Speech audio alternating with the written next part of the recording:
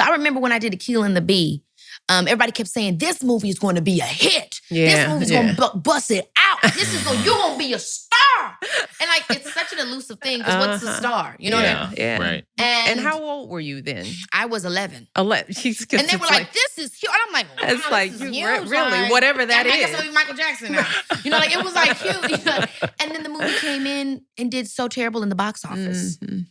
Although that was one of my favorite movies. And then the funny thing about it is like over time, it grew to be my most popular film. Yeah. And the thing that people most know me for. But I use that as an example in this is because our life is made up of many moments. Mm-hmm. It's not made, like our legacy is not just that one thing we did. Mm-hmm. Okay, it's the many, it's the many things that we did. And so like Akeelah and the Bee was always there for people to come to and remember my work. And it grew over time amongst all the things I did. Mm-hmm. But I remember feeling in that moment being like, everybody lied to me.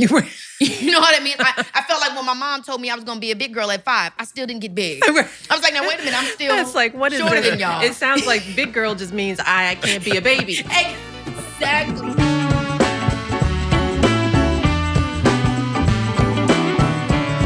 This episode is brought to you by Pine Sol and Chase Home Lending. Well, hello. Well, hi, Craig. How are you? I'm great. How are you? Welcome. Thank you. Back to my world. Even though I didn't stay at your place last night. And that you got a lot of nerve coming into DC and you didn't even stay with me. I know. Because you all trying to be Airbnb friendly. Let me tell you, I would normally stay with my sister, and but this time I stayed at a really nice place. Okay. And I was going to go for a walk this morning, but I was so excited about our guest today that I was preparing all morning long. All right. And we're going to be talking about dreams. And it made me think of when we were little, did you have a dream? Did you know what you wanted to do? I thought I did. When I would be asked, probably around the age of 10, I thought I wanted to be a pediatrician. I remember. You remember that? Oh, yeah. Right? I was wondering if you remember, because I thought you were going to say lawyer or something. I was going to say, not. No. But yes, you wanted to be a lawyer. Didn't come until after I realized that I was not talented at chemistry or math. That's what you can be at 10. You can dream. That's like being a doctor is all about loving children and wanting to help, because I love kids. I love little kids. And I thought, well, if I could do something that was professional and I could save lives. And then I went to high school and chemistry kind of threw me for. I didn't like science or math. So the problem with you and science is you didn't like it because you were a good student in every subject. I could get grades, but if I thought, if I'm going to pick a career where I have to do math and science for like 8 years, it's like, nah, I'll do something else. But that was my dream. What about you? So I'm going to see if you remember this. The first thing I wanted to be wasn't an athlete, wasn't a coach. Well, kind of an athlete, but it was a race car driver. Do you remember that? Well, it was like race car. I was going to say pilot. No, it wasn't pilot because folks weren't on planes like that back then. Yeah. So I wanted to be a NASCAR or IndyCar driver. That's why you love Formula One so much. It is. But do you remember how I got talked out of it by Mrs. Thompson, my second grade teacher? No, what did she say? So it was one of those days in school where you have to, she's like, all right, I want everybody to stand up and say what you want to be when you grow up. And people were like standing up saying they wanted to be a teacher and they wanted to be a fireman and they wanted to be a policeman. She gets to me and I said, I want to be a race car driver. And she was like, Craig Robinson, with all those brains, all you want to do is be a race car driver? Oh, see, Miss Thompson. And she shamed me out of it. See, that's what I'm talking about. But as it turned out, you grow to be 6'6", you can't be a race car driver, right? Yeah, but she didn't know that. She didn't know it. And the fact that... And she didn't also know that race car drivers make a pretty good living. Well, they make a good living, but they're most of those guys have to be engineers. They have to be really good, to your point, math, science, figuring things out. So Miss Thompson didn't know what she was talking about. And I love Miss Thompson. She was one of my favorite teachers, but she talked me out of my first dream. And what grade was that? Second grade. See, this is what we're talking about. And that's the thing. One of the things I don't like about asking little bitty kids, what they want to be, like they would know. Right. And then shaming them. I know. It's just sort of like, why do we do that to kids? Because that sets them up for thinking that life is predictable. You can pick things and plan it and it will actually happen. And we're going to talk about this more later, but I think that's one of the things that gets kids kind of stuck into thinking that they're supposed to know everything about their lives by the time they're 15. They're supposed to have it all figured out. Yeah. And that just sets them up. It sets up the wrong kind of expectation for how life actually works. Absolutely. Absolutely. And it's okay to want to be 3 or 4 things too. Well, because over the course of your life, you may actually be 3 or 4 different things. Right. But yeah, dreams, it's fun to dream, but I think that it's the balance of how do you let kids dream, but you don't pigeonhole them by their dreams. Right. Right. And I'm very careful about that. I mean, like with the girls, Malia is one of those interesting kids who, when she was 10, she said she wanted to write and direct. Mm-hmm. And she's doing that. Right. That's crazy. That I always say that to Sasha, the younger one. That's unusual. Mm-hmm. It is rare that somebody decides at 10 that they want to do something and then they do it and they actually like it. Yeah. But I still try not to pigeonhole them. Yeah. Like just because I say this to Malia, just because you said you wanted to do that at 10, you're now an adult. You're trying this stuff on. You may like it, you may not. I just want to always give my kids an out because if things don't work out right, I don't want to think that they're disappointing me because they said they were going to do something when they were 10. It didn't turn out that way or life happened. So I'm constantly trying to balance being enthusiastic about what they want to do, but also say life, we don't know what's going to happen in life. Right. So we have to stay emotionally and mentally flexible so that when things go wrong or something changes or they learn something new about themselves, that they have room to respond to that change. Yeah. Well, I always thought mom and dad did a terrific job because they never said you should be this or stick with this. They just said, whatever you decide, just work hard at it. Yeah. Just work hard. It was like schoolwork. You don't have to get the best grades as long as you work hard. Mm-hmm. And typically when you worked hard, you got the results you wanted. And that was advice that I've carried with me through a bunch of different machinations and jobs. And I never set out to be a basketball player.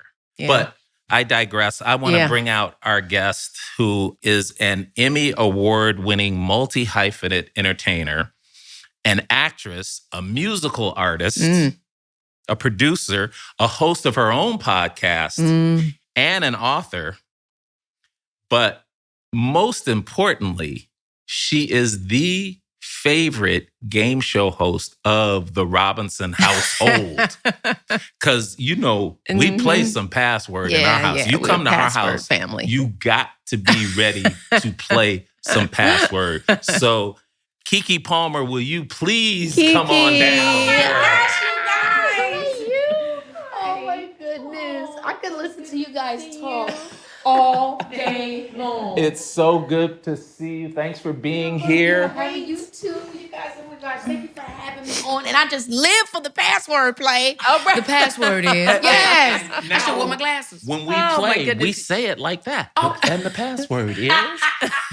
You've done better than, who was the guy, Alan Ludden? It was the way back original. When? That is high praise. I love doing that show. And I just love that families can get together and have fun with it. Yeah. That's the thing. It's like it's an opportunity for everybody to play, even the babies. So I was telling our producer, Natalie, there's only 2. We have at home, we have 4 kids, but only 2 at home. Okay. 14-year-old and a 12-year-old. So sitting down and watching TV is gone by the wayside. Uh-huh. But there's 2 things we watch. Password and Dateline. Okay. Because Dateline will get you into it. That's like the perfect balance. You can laugh and then you're like, I should have known that man wasn't no good. I love that vibe. You can teach some life lessons with Dateline. I mean, just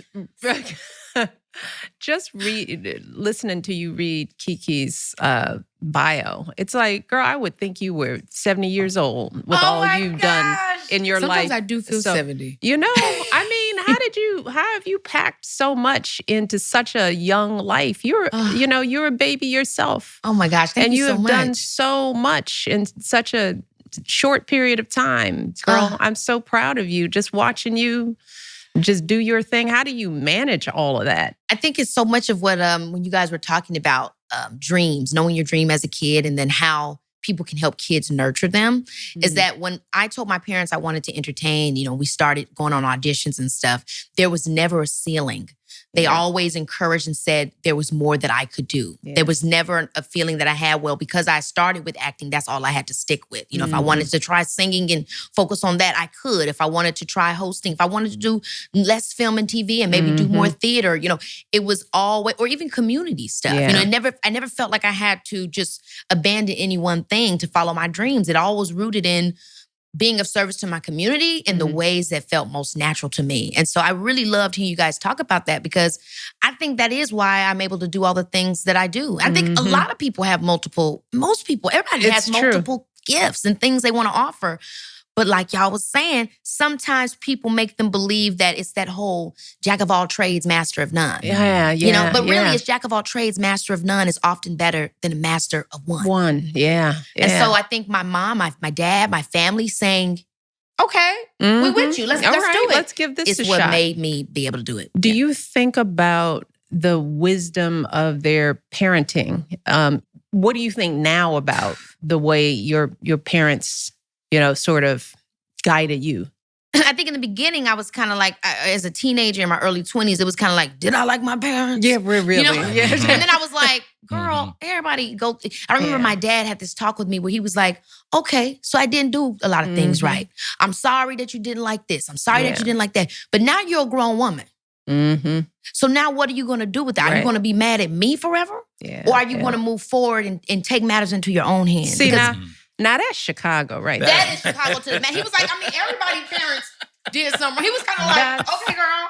That sounds just like our mom, who's like, I don't understand these kids blaming their parents. It's like, well, you think their parents didn't go through something? I mean, there's just and we talked about, because we from Illinois. Okay. And Keke, she's sort of almost from Chicago.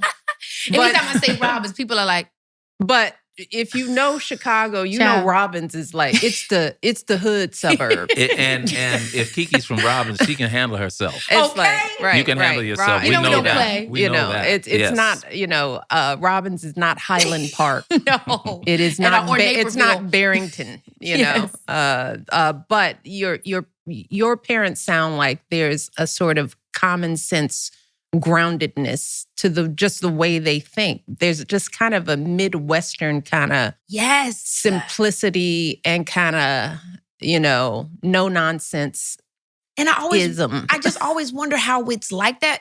Obviously you don't want to be biased because we're all from the Midwest, but I do think there's something that's so like, look, hardworking, pull yourself up by the bootstraps, hug on your family, be good to yourself and keep moving forward, because life isn't going to stop. So what are you going to do with that? And I think that's what I learned the most from my parents after I got out of my, I was kind of like, it all slowly started to come to me, all the sacrifices they made on all accounts, not just sacrifices that we think about that we like. Like, I can't go out tonight. I can't go. No, sacrifices like I have to abandon my comfortability with anxiety. Yeah. I have to abandon my comfortability with not chasing my dreams and stepping out into the unknown. My parents abandoned those things. Yeah. They became heroes. They became courageous and brave in ways that I don't even think they knew that they could be, just so their children could see that they had options and that their dreams were worth believing in. Yeah. And I think that is like what I want to be able to do the most with my son, is teach him how to be an authoritative figure, but also help to nurture his sense of leadership without, tampering him down. Be a leader, but be the right kind of leader. Yeah.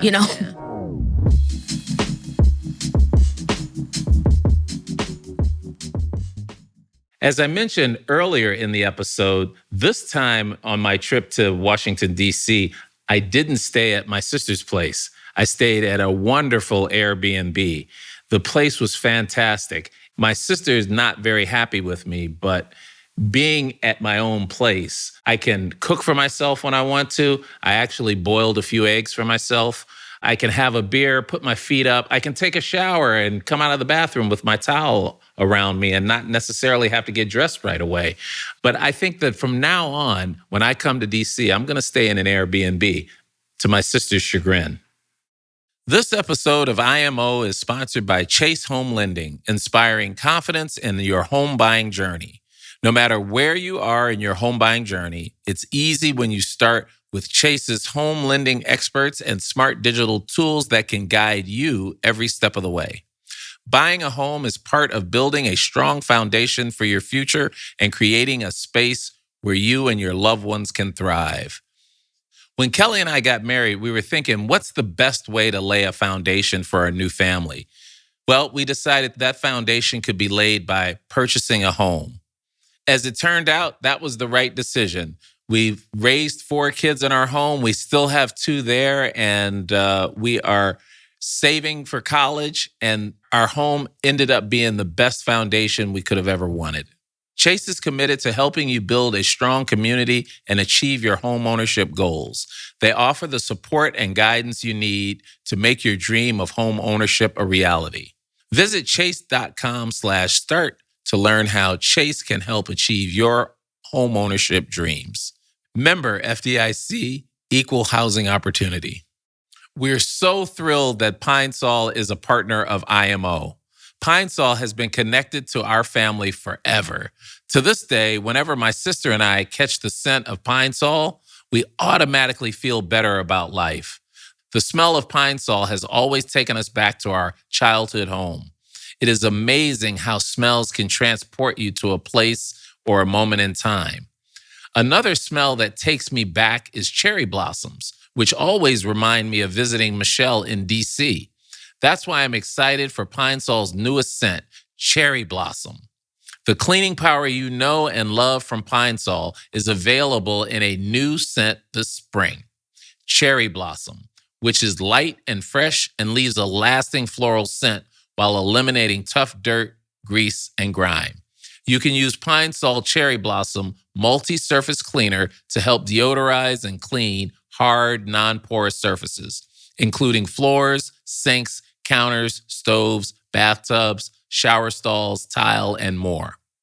Visit pinesol.com to find where to shop Pine Sol multi-surface cleaner in the new fresh cherry blossom scent.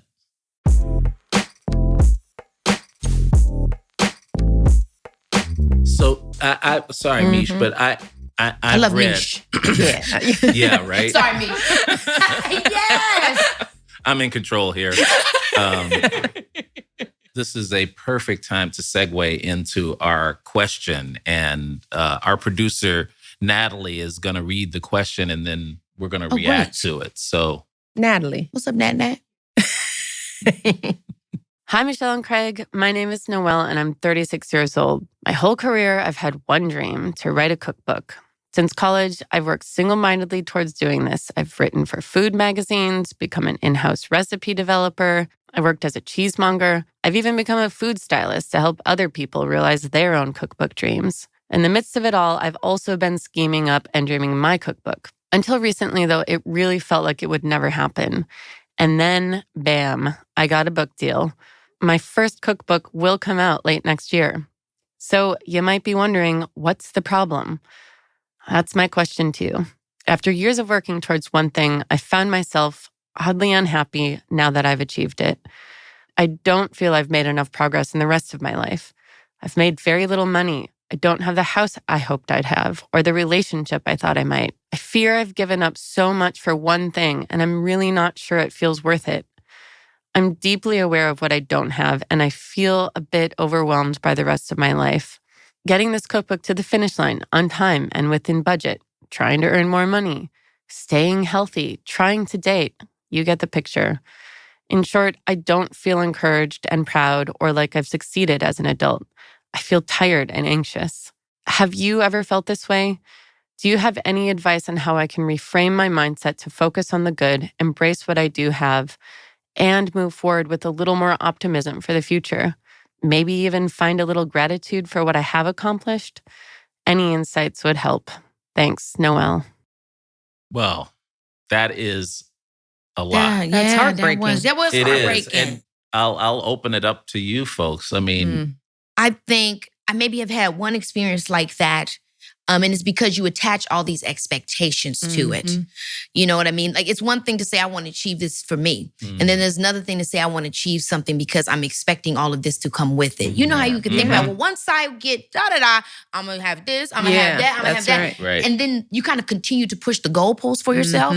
So I remember when I did Akeelah and the Bee, everybody kept saying, this movie is going to be a hit. This movie's going to bust it out. You're going to be a star.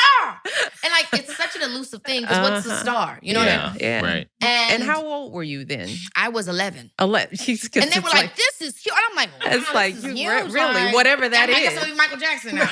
You know, like, it was like huge. You know? And then the movie came in and did so terrible in the box office. Although that was one of my favorite movies. And then the funny thing about it is, like, over time, it grew to be my most popular film. And the thing that people most know me for. But I use that as an example in this is because our life is made up of many moments. It's not made, like, our legacy is not just that one thing we did. Okay, it's the Keke. many, it's the many things that we did. And so, like, Akeelah and the Bee was always there for people to come to and remember my work. And it grew over time amongst all the things I did. But I remember feeling in that moment being like, everybody lied to me. You know what I mean? I felt like when my mom told me I was going to be a big girl at 5, I still didn't get big. I was like, now wait a minute, I'm still That's like, what is shorter it? than y'all. It sounds like big girl just means I can't be a baby. Exactly. This don't seem right. How I felt with the Akeelah thing. And so, but what I learned and what I never did to myself after that was to expect an outcome, to be proud of the work, to be happy that I got the job or the thing that I wanted to get or but not to make it mean that it is only that if I receive a certain achievement. No, it's that to me. And that has to be enough. So that's the one thing I thought about when that happened. So that makes me think, I mean, I share this all the time. I mean, I went to Princeton, Harvard Law, because I thought I was going to be a lawyer and a corporate lawyer. I didn't know anything about what a lawyer did. Our family we were not professional people. I picked law because it was the next thing to do. I applied, I got into Harvard. You get into Harvard, you go, right? That was the extent of my thinking. Yep. Right? And then I got out, I practiced in a firm for 2 years, and I was like, I don't like this at all. I'm not, because corporate law is about, it's papers and briefs, it's research. It's not very people-oriented, especially in your early years. I had no idea what corporate law was. Right. And I had wonderful mentors. People supported me. I was able to achieve and do good things in that year. But I didn't know what that felt like. I did not want to be a lawyer. Yeah, isn't that as it crazy? turns out, after all that education and all those loans. But to your point, it was all them loans that we just paid off before Barack went into the White House. Okay. So, I mean, we were carrying debt, for a very long time for me not to be a lawyer. But to your point, I had no idea what that was going to mean and what that was going to feel like. It was just a goal that I set for myself. I didn't even know what it was based on. Yeah. I didn't know my why. I knew my what, but I didn't know my why. And I could have felt like a failure for it, right? But I didn't. Fortunately, I had parents. I was like, let me try on some other things. Like, to your point, there are chapters in life. That was a chapter. I needed to do that and know that and understand that. And I went on to have many, many chapters. And I'm still glad that I got my law degree. The way I think, how I see the world is very much influenced by that education. Yes. But it wasn't who I was supposed to be. And there's no way I would have known that had I not tried it and then moved on from it and tried on some other thing. Yeah. So for Noelle, that life is about the chapters. It's never any one thing. And to place too much stock or put too much emotion on one or two achievements, it always sets you up for disappointment. It's so because true. life is bigger than that. So to not take this into a sports metaphor, which I get accused of all the time. I like it. But it seems to me that in order to be really good at what you do and to be really good at what you do, the goal can't just be the goal. You have to enjoy the process. Like guys who make it into professional athletics, they love to work out. Yeah. They love to do the hard stuff. They love to get in the gym. They love to compete when nobody's watching. And that ends up turning into a guy like LeBron or like Michael Jordan. And what I'm finding is that people don't learn how to enjoy the process because Noelle's done all this great work that got her to where she is, and she should be loving the fact that she got there. And she can't because she got there and the goal was I do the book and then I get all of this, that, to your point, Keke, I get all this stuff that's supposed to come with the book. It's because I think that what happens to us sometimes is we focus on the micro goal that is actually servicing the macro goal. Now, I don't know what that is for Noelle, and sometimes we don't know, which is why the chapters are important. But let's say, for instance, she just likes to tell stories through food. That's the real goal. To tell stories through food. I can do that through helping people tell their stories through food. I can do that through food styling. I can do that. And so I think what we often have to do is pull back and say, you know, I talk about this, like, it's not really just that I like to perform. It's that I like to make people believe in something. I like to make them feel inspired, excited, whether that's through Akeelah and the Bee, having a conversation here with y'all, or you and your family getting together watching Password. The macro goal, the real goal that I'm servicing that never has an ending is to just make people believe and feel good and inspired. And so I think that's another thing that I hear with Noelle is like, that's the micro goal was to do this thing. The book. The book.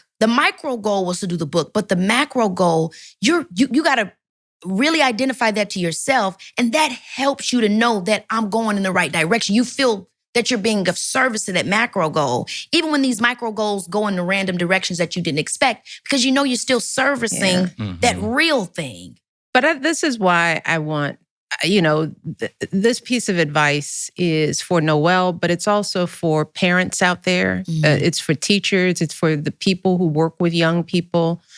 You know, I think we put too much emphasis on titles and salaries and stuff like that. I mean, one reason why I said I wanted to be a lawyer was because when you say that out loud and you're a little kid, the adults' responses are always, oh, that's so wonderful, right? Like, they don't even know what that is. It's like, it sounds good. I want my daughter to be a lawyer. That's so true. So we're constantly giving feedback to kids subtly and directly about what makes for a good life, what makes for a good career choice, what makes you a good person. And a lot of times it's tied to, what's your title? What's your salary? What school did you go to?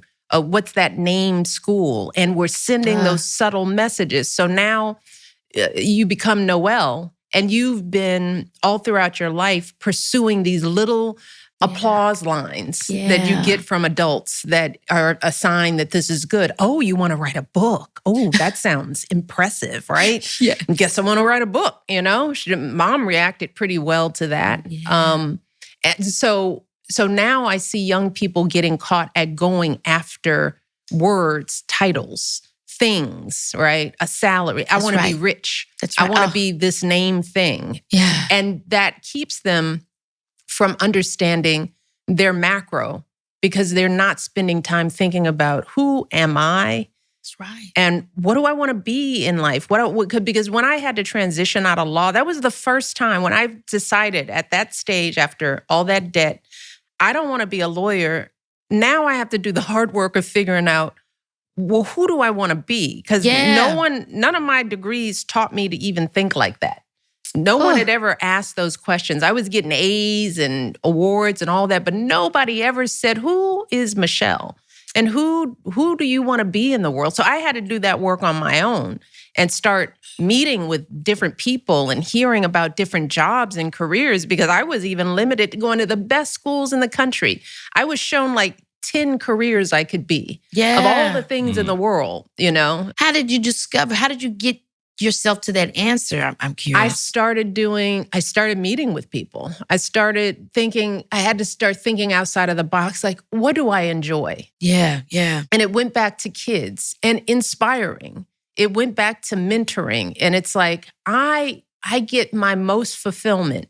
I wake up and pop out of bed when I'm going to sit down with another young person who was like me, and I could like share with them some secrets, some things I learned to help make their life a little bit easier, because I know just how many young people just don't know. And you really do that. Yeah. And it is really, I don't want to just, I know we're hearing it. I'm not being biased, but you really do that. And it means so much to us. Yeah. Especially when you talk about, you know, family and unity. I think that's something that our generation is really struggling with right now. I'm not trying to speak for everybody, but we just don't know how to be a we. We don't always understand how to get from challenges to peace. It's like everything is like, well, challenges came, we gone. Mm-hmm. And it's like, I'm sure sometimes that's important to do. Yeah. But when you speak about your family, how you've gotten to where you are, and you always talk about there were challenges. Mm-hmm. Yeah. But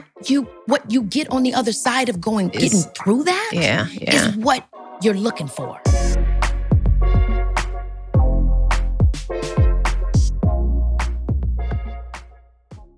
This episode of IMO is brought to you by Theraflu. As a product that was created to provide effective and comforting relief when you're fighting the flu or a cold, Theraflu firmly believes that the ability to rest and recover when sick should be a right, not a privilege. You know, I think back to the time when my dad was working for the city of Chicago as a stationary fireman, and it seemed to us that he never missed work and he never got sick. But what we realized is that my dad didn't want to take his paid sick time because he wasn't sure if he would keep his job by doing that. And my sister and I realized that my dad would be sick, but he just thugged through it. It was a difficult thing for him to deal with then, and unfortunately, so many Americans still face this pressure today. 27 million Americans still lack paid sick time, which causes them to have to choose between losing a day's pay and getting the proper rest they need in order to get better. And what's worse, this all too common issue disproportionately impacts lower income individuals. Theraflu created the Rest and Recover Fund, which has committed nearly $1 million to provide micro grants to workers to help offset the financial burden of taking an unpaid sick day. It's been making a big impact, and Theraflu is committed to keeping the fight going, as everyone deserves the right to rest and recover. Learn more or help someone apply for the fund at theraflu.com/right to recover.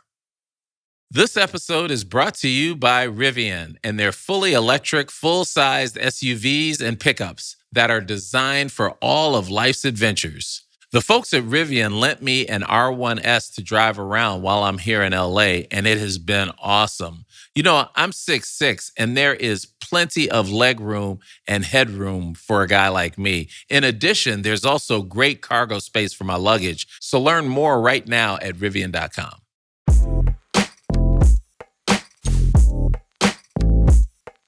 But before you can understand the we, you have to understand the me. You know, I had to take some time to really understand my macro. Yeah. What did I care about? How do I want to be in the world? How do I want to impact people? And so from there, really sort of saying to myself, well, my joy comes from giving and working with other people and working with young people. That's really my joy, right? And then now, like, what are the careers?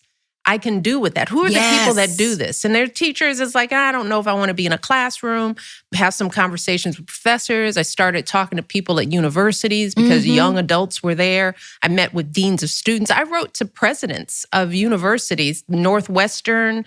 I wrote to the president of the University of Chicago. I was just making this stuff up. And I sent letters saying, this is who I am. I'm a young attorney. I went to these schools. I'd love to come and talk to you. And I got a lot of no's, but I got a handful of yeses. Wow. And I remember meeting with the head of Corporation Counsel for the University of Chicago. I'll never forget Art Sussman, who has passed. He just said, I would love to meet with you because he was an attorney. And I sat down, took time off of lunch, met with him, talked about the university and all the things that you can do there. And then he introduced me to Susan Scher, who eventually became my chief of staff as First Lady. Wow. She was working in the mayor's office as corporation counsel. Eventually, she introduced me to Valerie Jarrett, who then hired me to work in the city. These are people who are now all my longtime friends, but this all came from me trying to find out my me. And through it, I met all these strangers. None of these people knew me. But it built to this story. And I started trying on other things. I just tried on other careers. I worked for the city in planning and development. I worked in the mayor's office. I started a nonprofit organization working with young people. All of this stuff built, and all those different careers and experiences started helping me understand my me, right? And I just want to wrap it up by saying we've got to find a way as parents and teachers to make that a part of the process of deciding who and what you want to be. And it has to involve some exploration. And instead of keeping the aperture of possibility for kids open and not asking them to narrow it so much so that they focus on the wrong things. Yes, and comparing. And get confused about what true happiness is. So let's try and give Noelle some advice because I'm hearing from both of this macro thing is something to really grab onto. How can we help Noelle find her macro? That's a really good question. Yeah. I always do personal prompts, like what she was just saying, is ask myself a question that I would ask someone else. What makes me happy? How does food service that? How can I be of service? To me, a good way to find your macro is, I think, always of a point of view of service. I truly believe that we all feel most purposeful when we are being service to something else. You think that it's when you're receiving accolades, but actually it's when you're giving stuff out. Right. And so I would ask myself, how do I feel like I can best be of service?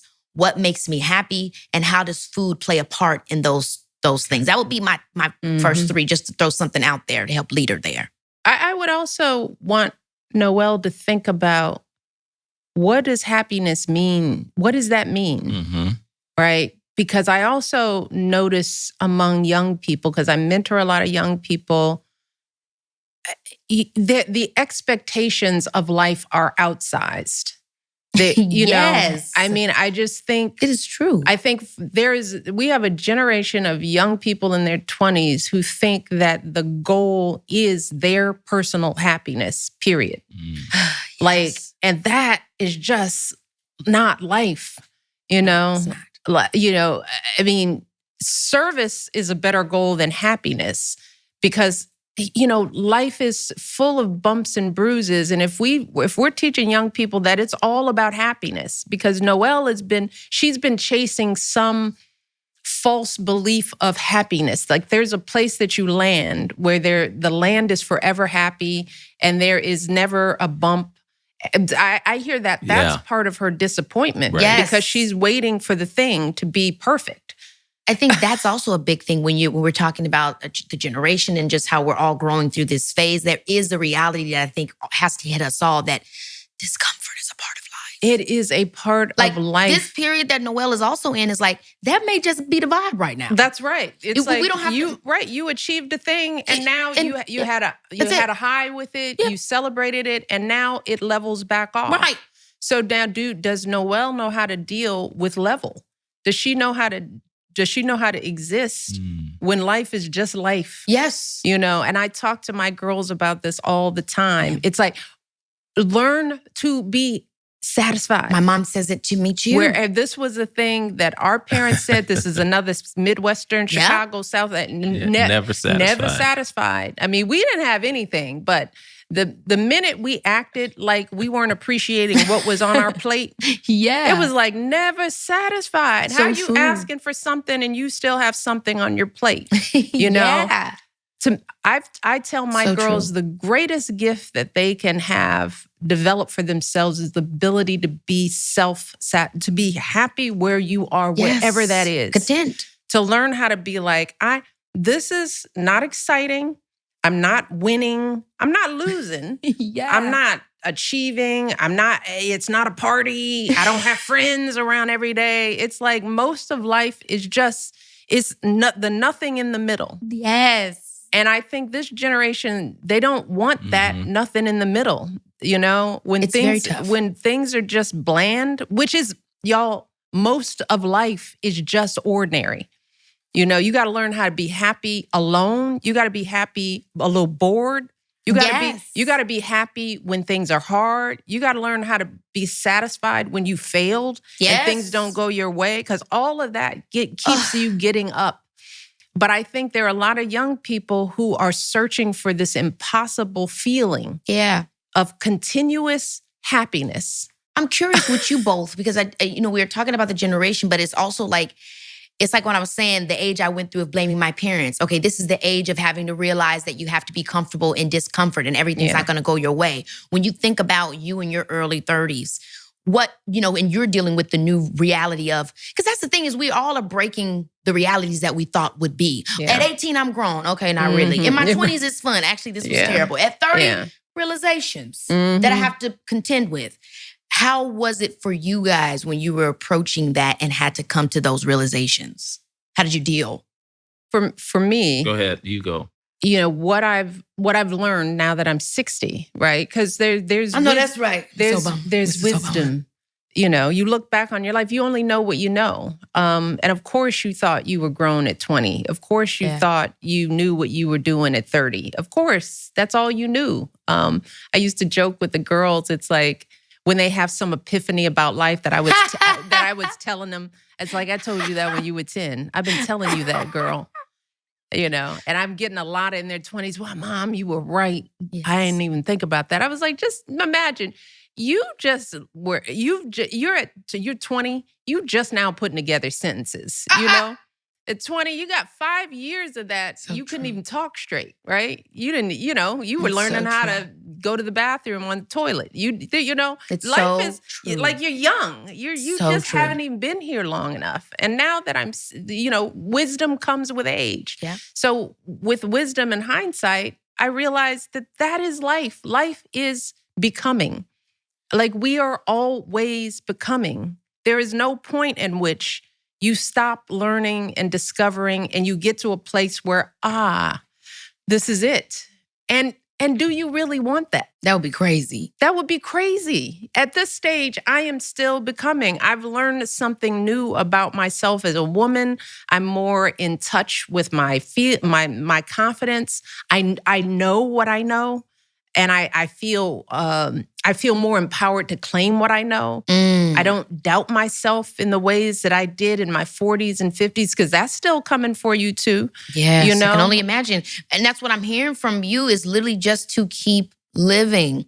That just, the expectations and the, I think that's the thing is like, we're always becoming. I think that's a great way to put that because it's never ending. These realizations that we're going to have. And we'll leave Noelle with this as we close. Are we closing already? Yeah, closing. We're closing. Oh, man. Unfortunately, but we want to send Noelle home with find your macro. Yes. Stay away from those titles. Yeah. And keep becoming. Yeah. Keep becoming. Well, you better wrap that up. But I also want to remind Noelle and young people that happiness is within your power. The happiness, what do we mean by that? Yeah. The happiness that she is trying to find in this job, in this book, is this whatever. It's not the external achievements. It's are you good with you when you're all alone and achieving nothing and nobody's around? Have you learned, Noelle, how to be okay with you? Because that disappointment, the next achievement will happen and it will pass. That's right. The next big thing will come and it will go. And when you are left, what you're left with is yourself. And that's that self-work that I would want Noelle to do, thinking about the prompts of who you are and who you want to be. But I think all young people, you will not find your happiness on a phone, on social media. You won't find it in a salary. You won't find it in a title. You will find it once you figure out what really grounds you. And as you said, Keke, a lot of times that's serving others, And if Noelle gets out of her head and balances out her achievements with some giving, I think that she will find more peace. Mm-hmm. I think I just want to. No, that's perfect because Noelle's getting it from the young and the not so young. You better watch it. I'm on the floor. You guys are best so to fun. watch it. Oh my gosh, I love He's that. the old man at the I'm table, the old by man at the the table. Keke, this has been terrific. We loved having you were so Guys, wise. no, Yes. Such a little old wise. That's because I listen to you. That's right. Guys, please let me come back anytime. Oh, please. Anytime. I just need to get the Anytime. jewels We will find firsthand. you. We will find you Because the tea that you just laid on me today. you had some tea too. Some tea with some lemon. And then Craig, you had some things to say. Well, we are a perfect match, Capricorn and Virgo. And also Taurus. We're all okay. so All right. aligned. This is a good, I'm glad you think so. balanced table. Keke, I'm so proud of you, girl. Thank you. I really am. You are showing up in the world and being the role model. You were putting your light out there, and we all feel it. It means the world to me. You're an inspiration. I'm so glad to meet you. You're an inspiration as well, both that's of you. sweet of you. We're this discussion's not over. We'll have another one. Yay! Yay! Your girls come back. Happy about that. Thank you, babe. Thank you. you.